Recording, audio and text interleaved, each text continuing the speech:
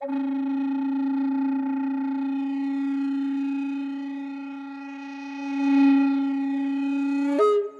to Always Considered. I'm your host, Scott Bush. And I'm your host, Julia Spicciati, and we're sitting down with Scott today. We learned a lot about you from Tom. I'm excited to hear more about your story, and what I really want to know is I want to get some wisdom from you, because I feel like you got some for me. Can you go back to the beginning of your life? Can you tell me about what you were like as a child? Well, to start off with, my dad was a Marine. Yeah. My mom was from Pea Ridge, Florida, between Pace and Milton. Uh-huh. He was an aviator. He came to Pensacola. He had gone to school in college in California. Mm-hmm. Then he got in the Army out there, and then got out here. And anyway, they met, got married, right. He went off to the war. When he came home back in, I don't know what year it was, he was here long enough for me to be conceived. Mm-hmm. So anyway, he retired in 60 from El Toro. That's when I started surfing, okay, in 59. Fort Leavenworth, Pensacola, to Alabama, from Alabama to Kansas, from Kansas, where did we go there? But then we went to El Toro, and I learned to surf. We went to special services, and you could rent a surf. You don't rent them, you just check them out. Mm-hmm. So I'll tell you what, I wasn't a good surfer in those days, of course. I was just learning. Yeah. And I really didn't have anybody I went surfing with that I can remember. Yeah. But I go, me and whoever I was with, we'd go get a board and head down to the coast. Well, it was just, well, consider if you look at the map, it's almost straight down, isn't it? Mm-hmm. But you go down Laguna Beach Road, it's just a windy, it's so much fun. And then get down Laguna, and the only place we knew to go surf was California Street, and that's in Laguna. So, but it wasn't much of, there was a beach per, kind of like 6 feet wide, I don't know. Mm-hmm. But you could ride the shore break, as long as you could get out of it before you got to the shore when it broke. Yeah. Because when you walked out, as you stood there, it was well over your head. Mm-hmm. You're waiting to punch through to go out. Yeah. So we learned to surf there. And then we heard about Doheny. Now, Doheny still exists, but I think they've made it into a harbor. Okay. I'm not sure that I think I read something about they may have undone it for it to be surfable again. But right now, the West Coast is a sewage. It's just. But so we learned to surf down there, and it was the coolest place you've ever seen. On a day when you just had reasonable surf, like little surf and that you rode was little stuff like this. Yeah. Then you go a little bit further out, it was surf about like this. Mm-hmm. You went a little bit further out, it was surf, 4 feet. Yeah. And so you could pick and between them it'd lull off, so you could either go and keep going or just stop and go out and get another one just like that. So that was the easy place to learn how to surf.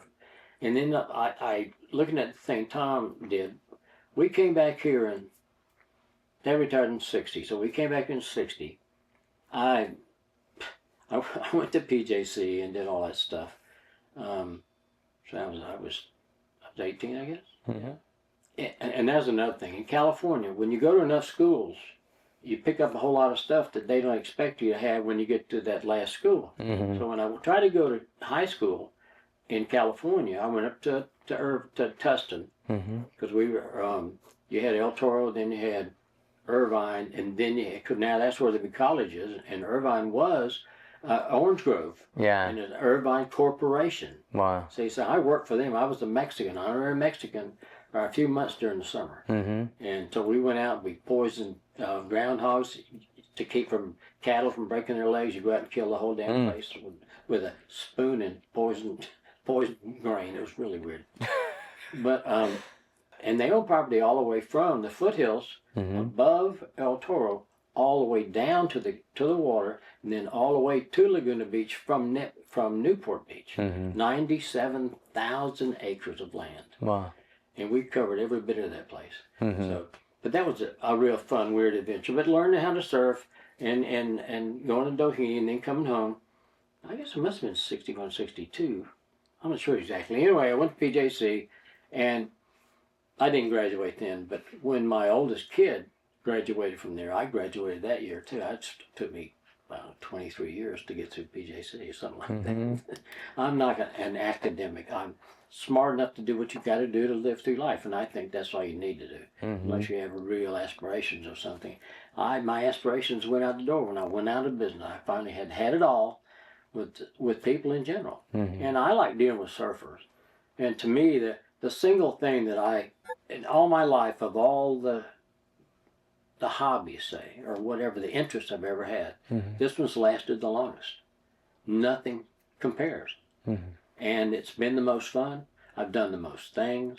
And I just tried to pass it on. You know, surf, it's the funnest thing you can do. Yeah. You know, and your father's moving around. It sounded like a lot all over the South, and then all of a sudden you find yourself in California. How do you get into surfing? I know you're saying that you worked for this orchard company. It was going and getting the boards and trying it. And there's something really cool about paddle, and then you know how to paddle, but you're just scooting right along. You know, then you get the challenge of, well, can I turn this boat? You know, and I'm not a real water guy for what it's worth.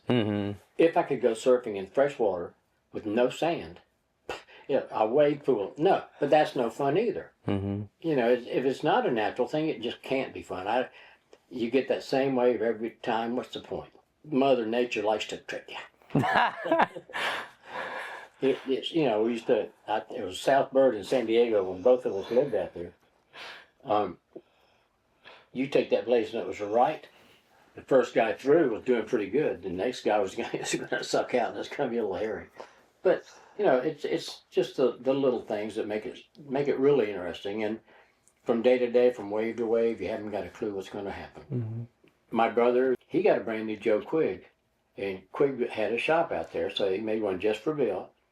I went to the Velzy, and it was pure abstract.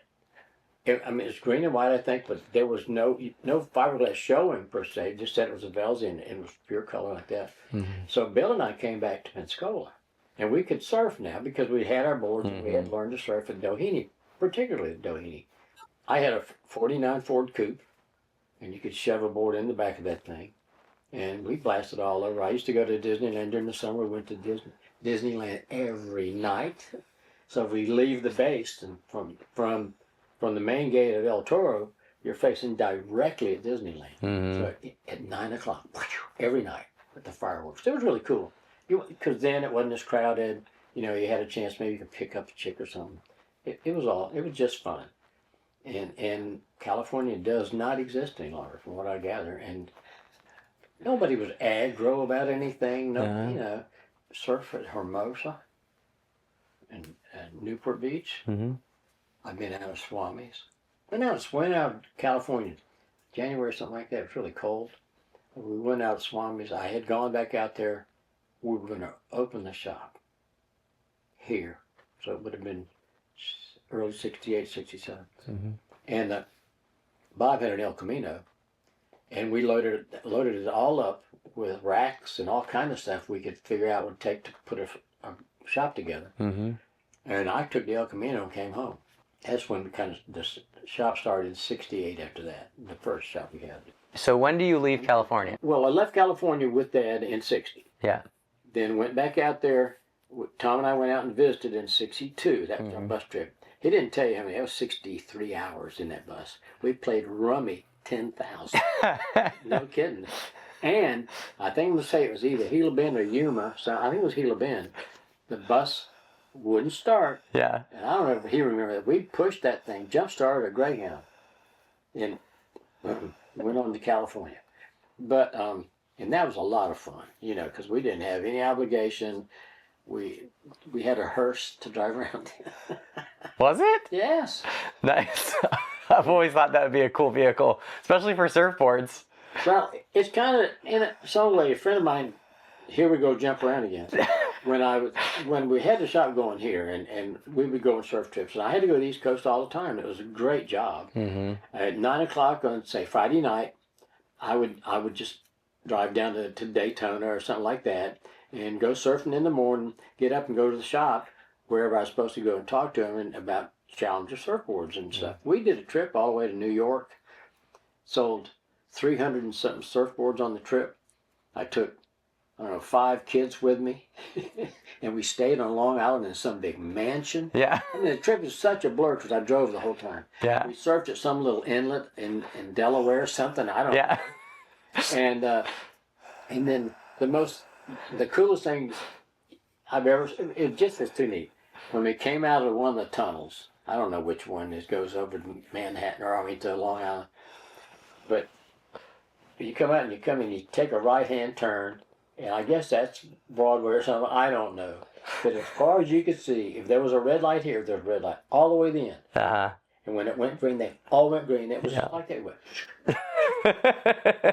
How do you do this? How do you make it? And these are the days when all the girls had on miniskirts. Mm.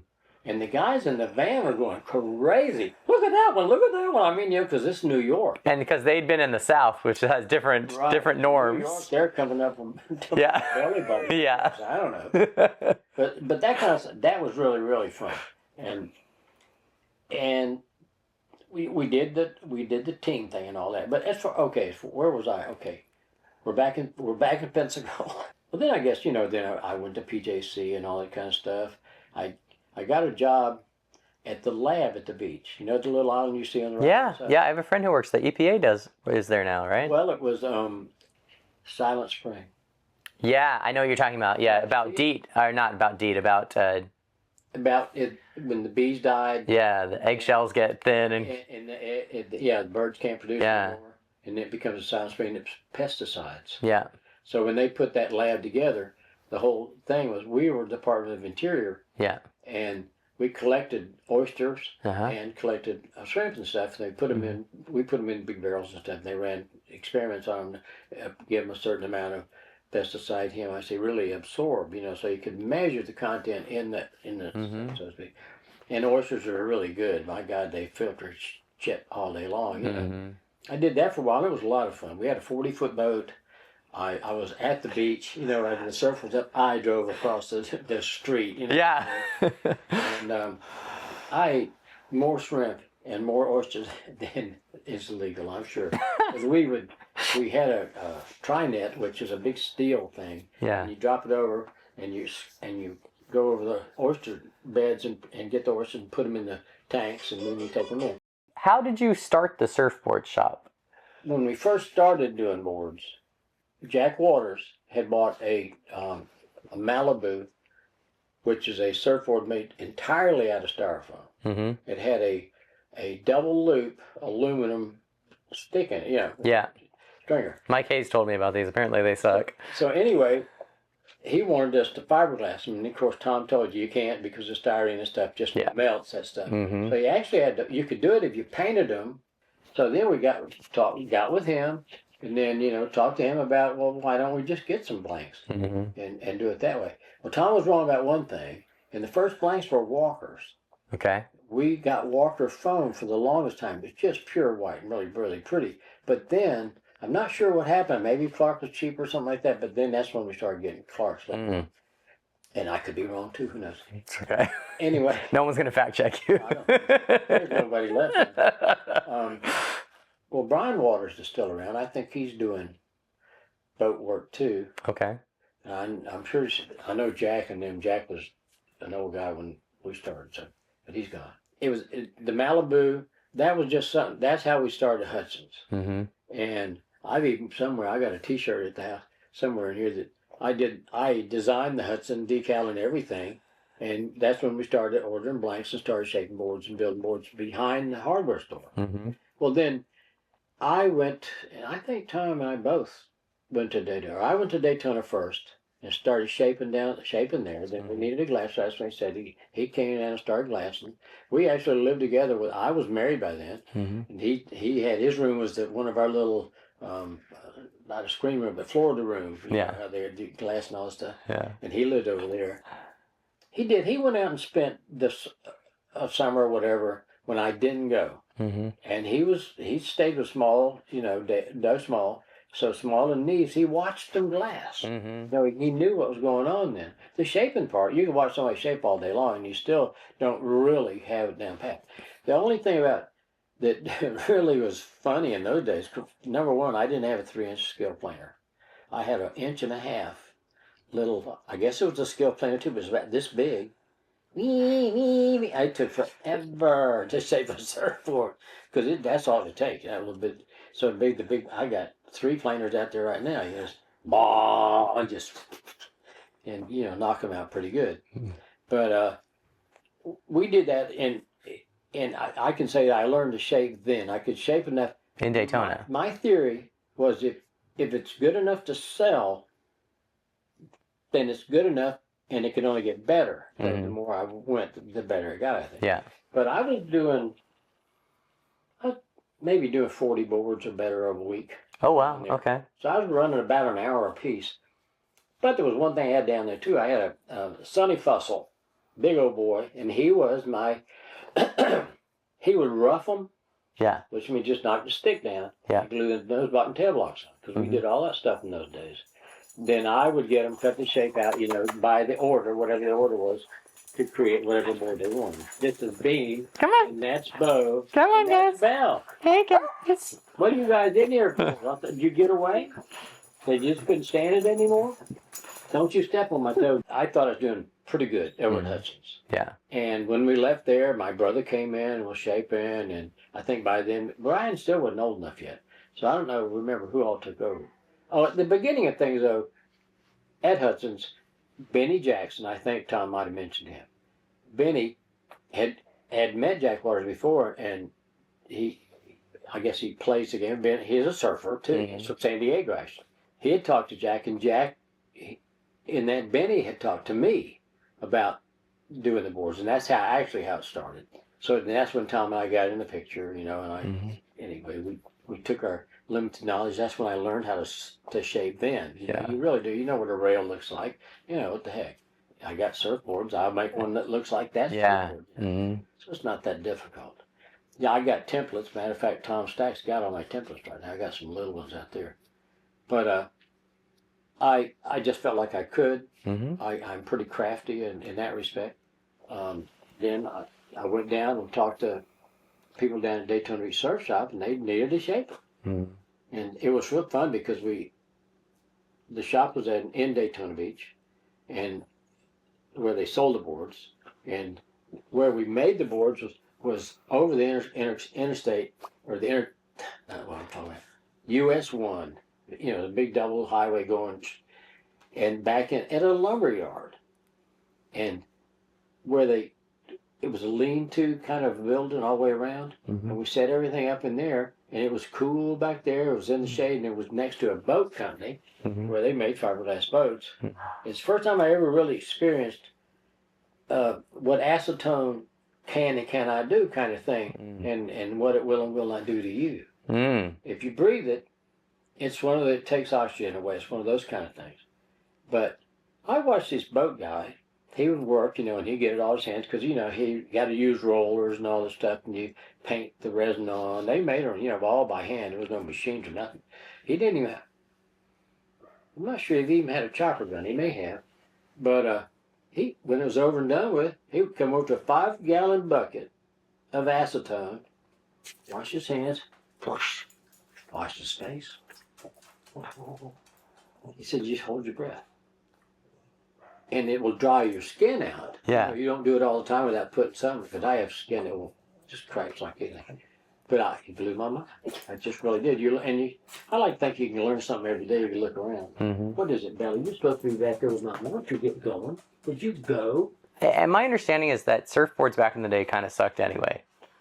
Everyone was trying to figure out what was what, right? Well, no, because Hobie altered Western Clark's first one. Anyway, they were friends. This was like 50 something. And Hobie, they were making wooden surfboards. And then Clark came along and they got together and they came up with the foam surfboard, the foam blank. And it kind of started then. So it was late 50s maybe. And we're talking about that evolution of boards. I was saying, my understanding is that a lot of the old boards just sucked, and you're educating me. You're telling me about Hobie. You're talking about Clark and how they're starting the foam boards. There might be an illustration on there. What was wrong with the old boards? They were just too heavy. I mean, you start off with wooden surfboards. Yeah. So they got to be heavy. When you talk about wooden surfboards, you're not talking about a wooden frame and you just put some fiberglass tube. It's wooden top, bottom, side, the whole 9 yards. Or a solid piece of wood. You've seen those things they surf on now that's a stick. Yeah. But so it was weight was the main thing. Then foam came along, and that just changed everything. Foam boards just changed everything. Now shape was something that kind of developed as you went. You have a basic thing. It's just a boat. You know? It's got to have a bow on it. Got to have a stern. Well, most boards in the day typically were little square tails. All the things about surfboards, the nose, we made what we call at Challenger. We made what we call an aggressor, and it didn't have concave nose. It didn't have anything like that at all. But when you came from the rail this way, as you got to the nose, it went this way. So on the bottom was totally flat, and the rail went almost totally right to the edge. It was almost a knife edge around the nose, but you wouldn't purl. But you could stand on that thing all day long. It just had created that much lift. Then of course as things went along, we got the V, you know, and in shortboards the V made a big difference because you could change sides so fast, you know, because it tip. It's just that quick. Big board, my board, it kind of has like a spiral, you know, it was a real deep concave and then almost like a keel. But and I like single fins, so I had my share of thrusters, and there comes a time in your life when you get too old to deal with those things. I did, because I never really got into them to start off with. Yeah. And I was going to go back down and talk to Sean. He said I could come down and shape me another board and I could use his glass room. But that was, I don't know, over a year ago, and I haven't been down there yet.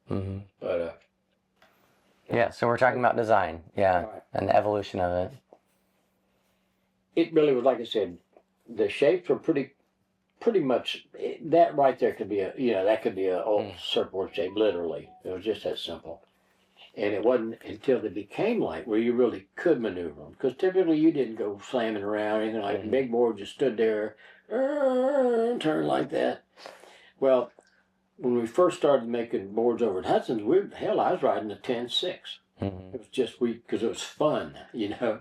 And you could make those big sweeping turns, because in those days you could do the drop knee turn, and a lot of style involved. You know, there's not a lot of style in shortboards. Maybe not that surfboards sucked, but that what happened? They started out heavy, they went light, and then people are thinking, oh, okay, now that they're lighter, maybe we can do more maneuvers, and then at that point, that pushes the shapes. Then rail design becomes an important thing. You know, because like typically a board would have relatively up nose, you know, come down to about maybe 60-40, 70-30 kind of rail. Depends on how fast you really want to go or how maneuverable you want to be. 50-50 rails, to me, are just sluggish. They're easy to surf because they don't trip, they don't do anything stupid. But a down rail at any extent at all, when you go to make that turn back, if you don't pay attention to what you're doing, it just trips on the rail and you fall off. But a good hard rail in the tail, we would tape up the tail and pour the tail to where we could get it down to kind of a semi-knife edge. It wouldn't cut you, but the damn sure didn't slip any. You know what I mean? It was like a knife blade. So we did things like that, playing around. Like I say, concaves came in pretty good. Okay, well, Challenger, I worked for Bobby out there, Bobby Thomas. This is Daytona? No, now we're from Daytona. We're out of Daytona now. Okay. I've come back to Pensacola. I've gone to work I think this one, I went to work for my father-in-law, I'm not sure. And he became an electrician. I couldn't take that shit. Oh, and while I was down in Daytona, check this one out, you love this. I bought myself a brand new GT350 Ford. Brand new. That car's worth $250,000 right now. Ow! But we sold it out in California. I went out, I drove out to California when I decided I was gone. Tom had already gone out there. And I don't remember, he told you his reason for going. Anyway, I drove a 57 Chevrolet a station wagon. It was me and two other guys, and we had our boards and all our shit in that thing. And the motor was so bad that when the valve started clicking too much, we'd pull over, take the valve cover off, pour oil on the rockers, and all down. Yeah. And then put it back on and take off again. We got caught in a sandstorm. We were right behind a tractor trailer truck, and you see all of a sudden the tractor trailer truck just disappeared, and we had all the windows rolled up. Yet was going across the inside of the car. The sand was going. The windows were all the way up. When I got rid of that car, there was still sand packed in around the windows. Months later. Yeah. And that's when I went back to San Diego. I went to work for Ryan Aircraft, and we built the LIM, the first lunar exploration module, LIM. We built the LIM at Ryan in our clean room, and I saw it before it was ever they did anything with it. It's cool. It was all honeycomb, and it was all coated in gold, and it was just pretty cool stuff. And it was funny because there was no secret people around or anything like that. We were just in a big fiberglass shop. Yeah. I was building radomes. I built these long, pointy radomes with all honeycomb and all that stuff. That kind of work was lots of fun. They were very interesting. And you know, Ryan Aircraft built Lindbergh's airplane. Oh, okay, no kidding. So, yeah, and we were right there at Lindbergh Field in San Diego. There you go. Okay, to start off, when I went to work for Ryan, Bobby Thomas worked at Ryan too.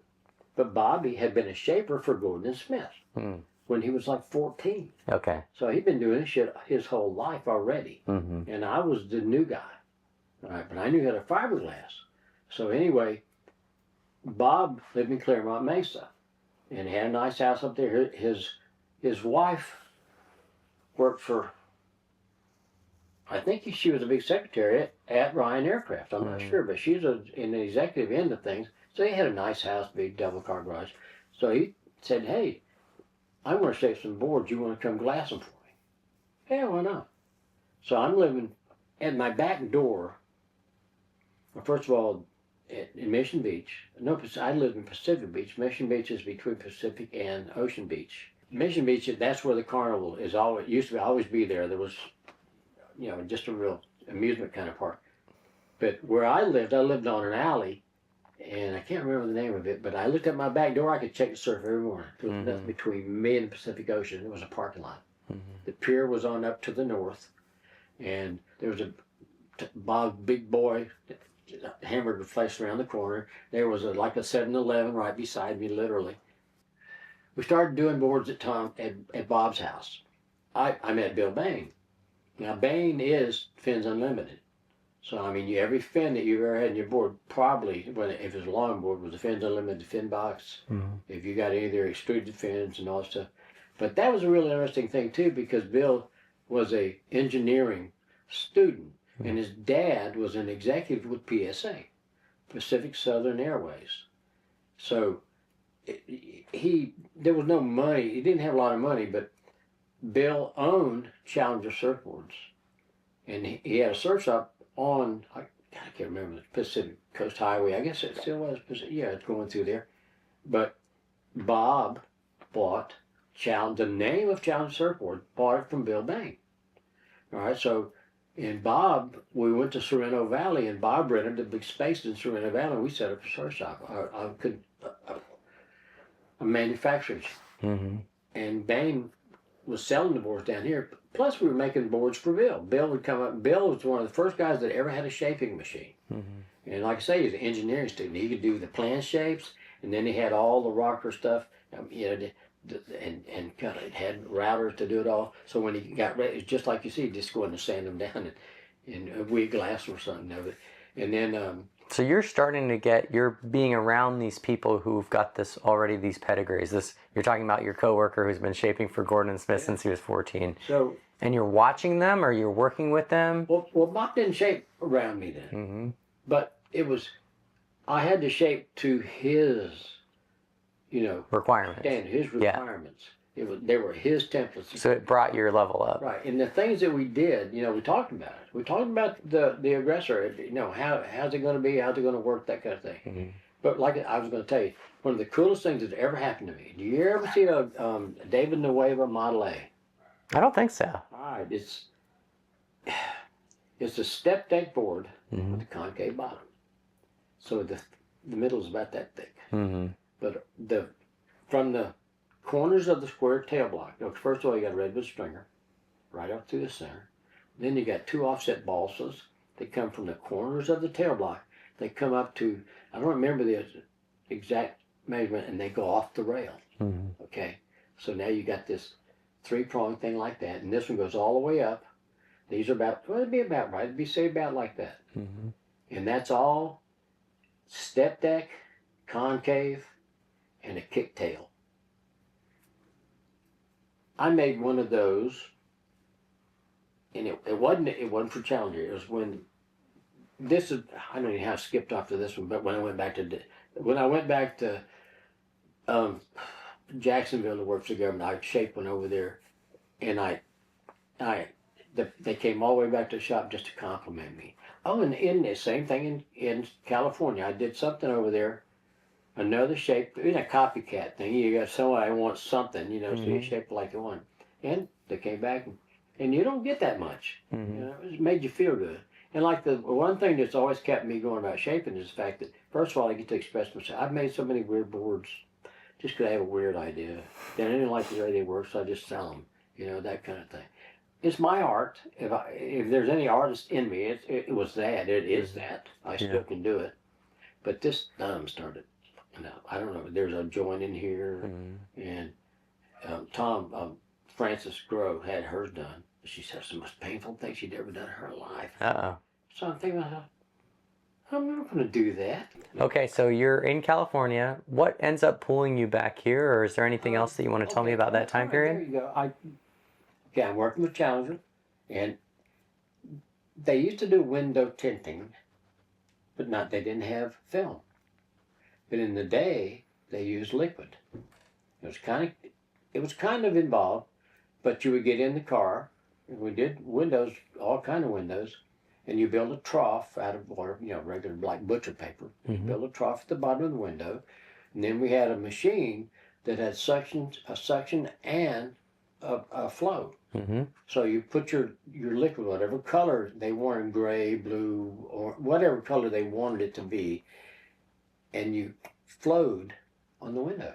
And it came down and it smoothed out in a perfect sheet. You know, you clean them exceptionally clean. Then you got all your residue came back down here, you sucked back in the machine. So you don't even waste the material. But I couldn't get that.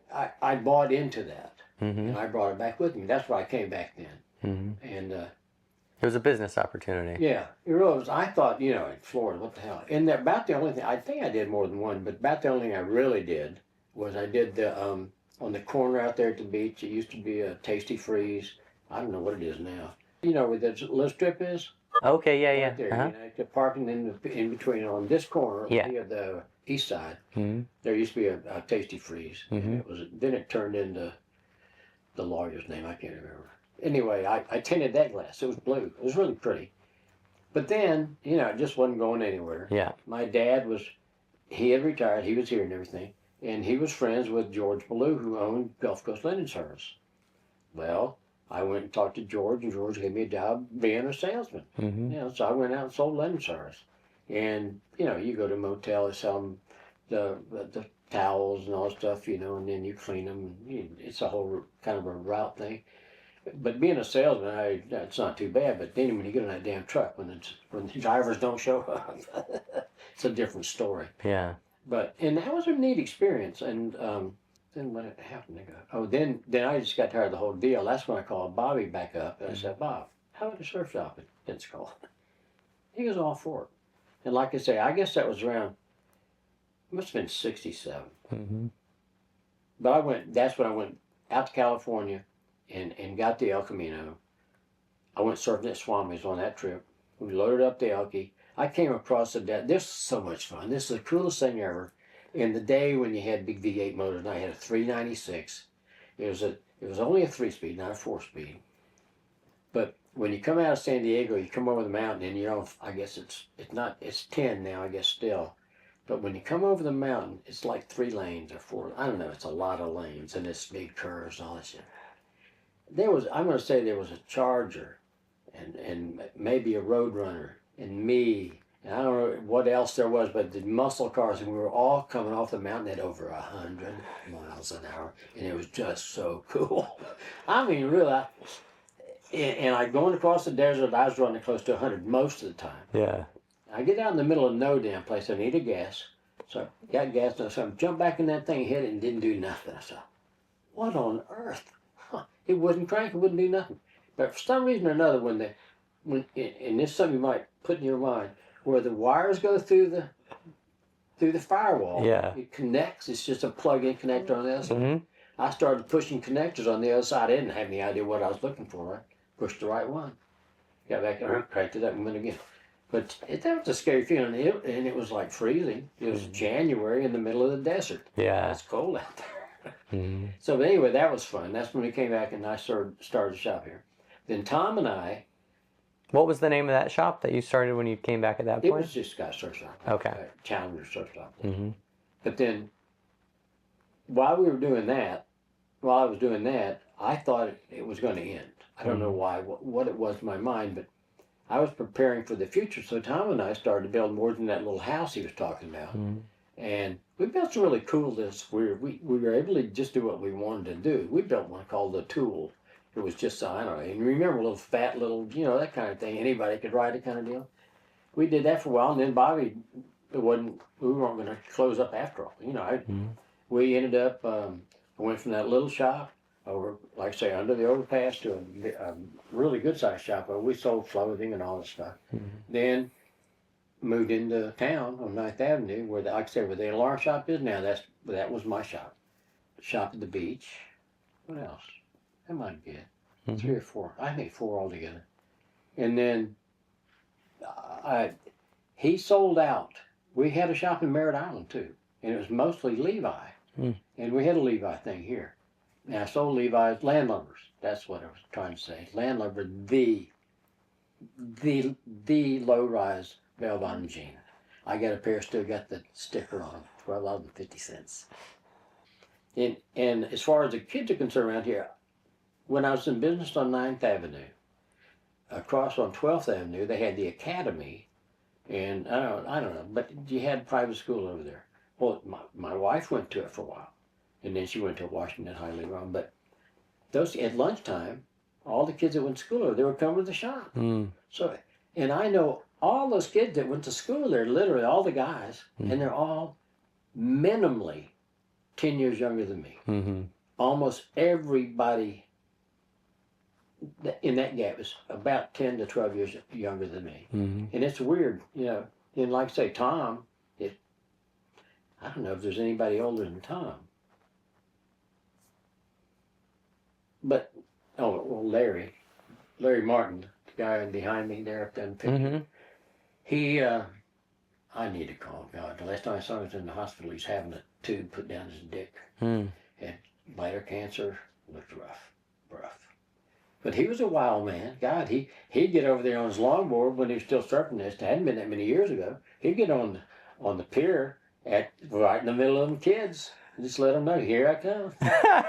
And they gave him plenty of room. He was still a good surfer. I guess if he could get around now. But the last time I saw him, Terry was getting prepped to go have something else done. I don't know. You lose track of it. So you have this this great picture here. Can you tell me a little bit about how, like, the background behind this? All right. Well, first of all, I don't remember who owned the van. I don't think it was Yancey. I'm not really sure. Walking down the trail, what do I see? What do I see but a honeybee? It says, won't you follow me? I'll show you all you're meant to see. It says, a honeybee, follow me on the honeybee. Sorry. Walking down the trail, what do I find? What do I find but a muscadine? Little grapes so ripe and sweet, I stop to see and hit the seeds. Oh, says the honeybee. It says to me. Walking down the trail, what do I know? In the shade where the red ferns grow, the The hummingbirds dodge to and fro from water sweet as Tupelo. And finding time is ticking slow. Walking down the trail, what do I know? Walking down the trail are sage and pine. Old railroads leaking turpentine. Well, this is how I waste my time, and this is how I fill my mind, and this is how I spend my life walking around those lonely pines.